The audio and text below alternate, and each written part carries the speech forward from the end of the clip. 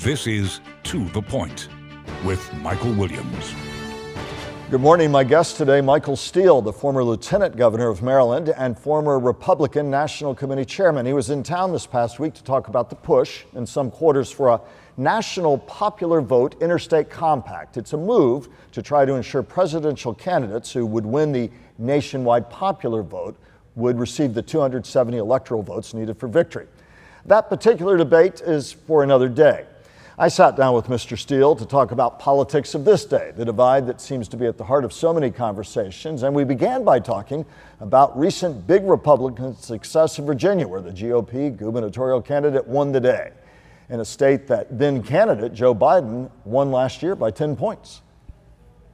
What might it signal for Florida and beyond? A Republican who doesn't mince words, taking on his own party, and he began there. There are a lot of interpretations about 2022 coming up. It's based on what happened in Virginia and New Jersey. I'm cautioning people just to be a little bit smarter about the exuberance. Don't start measuring drapes for, what may come down the road, because the elements of Virginia specifically are not necessarily going to play out the same way around the nation, meaning the kind of candidate we saw in Glenn Youngkin is not necessarily the kind of Republican candidates who are currently stationed to run in Republican primaries in some states. So the idea that, voters in a general election are just going to willy-nilly embrace them because Joe Biden hasn't passed an infrastructure bill, that's now going to be passed. The president has gotten that under his belt. He's got the win. They've got something they can go out to talk to voters about. COVID, now children are being vaccinated. You're seeing corners being turned there. A greater percentage of Americans are getting vaccinated. Mm-hmm. Yeah, there's still issues about masks and all of that. Okay, drama. But the reality of it is the landscape in a year, in less than a year, is going to be very different than what we saw going into 2021 for Glenn Youngkin. There are some lessons, though, that can be taken out of that in terms of having a conversation directly with voters about the issues that are important to them. You're not necessarily going to be able to nationalize an election around or against or for Donald Trump. Or around or against Joe Biden, because if a candidate running for county executive, governor, state rep, or something like that is focusing on bread and butter kitchen table issues, how the local economy is impacted by inflationary effects, et cetera, whether or not there are going to be resources coming from the infrastructure bill in their backyard, that's going to be more of a difference maker potentially. You mentioned our neighbor in Mar-a-Lago, Donald Trump. Yep. I know you're asked a million times, and it's a crystal ball question, but I'll ask anyway. Does Donald Trump run again? Is that almost a sure bet? And can he win in 2024? Look, I can't bet on how the American people are going to perceive any candidate. I think a lot of people thought that 2016 would never turn out the way it did, but it did. And 2020 was, despite the popular vote, was closer than people thought. You switched 75,000 votes in 3 states. Donald Trump wins that election. So it's hard to say. My inclination, though, is that the former president, will play Hamlet and to be or not to be president again. And there's great drama and great effect to asking that question over and over again in every venue possible, because it generates cash donations, it generates intense support among those who support him. But at the end of the day, the question is he willing to do the work?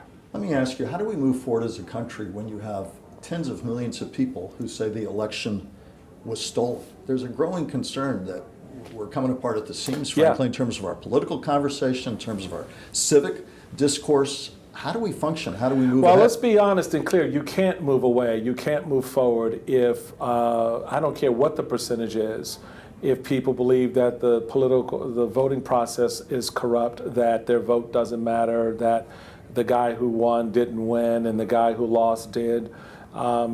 particularly when that's in contravention of the facts that we know.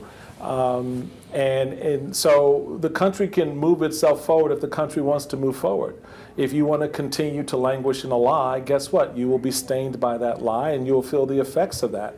The reality of it is, until this election cycle, as a country, we were mature enough to recognize winners and losers and to move forward.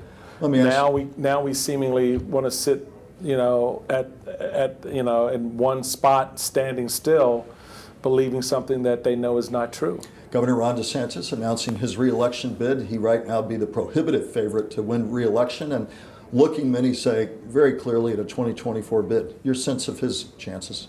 I mean, I don't know what his chances are here in Florida because I don't know who his Democratic opponent will be. Charlie Crist, Nikki Fried, Ag Commissioner. Yeah, I mean, and if none of them have the juice, maybe someone who does have the juice gets in the race. And if they do, that changes the dynamics of that race. The governor, has positioned himself to win re-election, I guess, believing that the state needs police for voting and that somehow the electoral system that he's controlled and governed over for the last 4 years was corrupt under his leadership. Is that what he's saying? I don't know.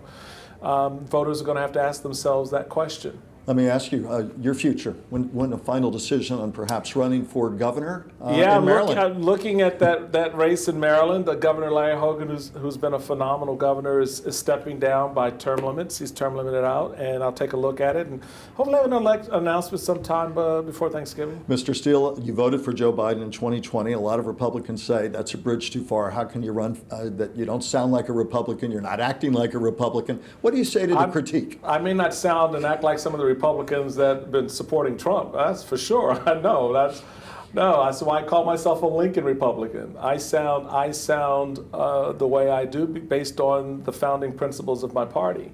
That's why I haven't left my party, because I believe those principles are still valuable, and not one person or one moment in this party history will define forever what that is. Those early beginnings talked about the freedom of every man and woman on this soil, and I believe very firmly in the value of those freedoms, in the value of those individuals to chart their dream however they define it. And so I don't know what a Republican sounds like if they're espousing policies and positions that limit the freedom of every citizen in the country. Can ordinary Americans reclaim this country from the woke left and the radical right? They need to.